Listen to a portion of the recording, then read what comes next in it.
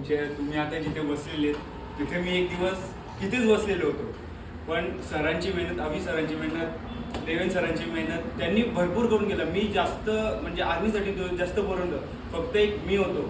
सरांनी माझ्यावर भरपूर मेहनत केली की एक मी तिकडून आलो तेव्हा एवढं माझा प्रोग्रेस नव्हता.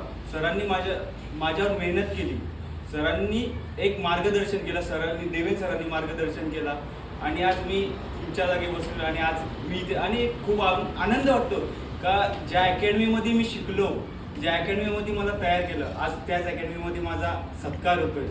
तर एक माझ्या म्हणजे मला एक ती अभिमानाची गोष्ट आहे माझ्यासाठी ती. तर थँक्यू सर. की आणि जर कोणी असेल तर तुमच्या आधी की सर खूप मेहनत करून घेतात की आपले संकल्प रिअर अकॅडमी आधी कोणीच नव्हतं जास्त, पण जसं माहीत झालं की जेव्हा मी सिलेक्ट झालो जेव्हा की विचारायला लागले मला की कुठल्या अकॅडमीमध्ये येतं, कुठल्या अकॅडमी, तर माझ्या थ्रू 2-3 मुलं इथे आली.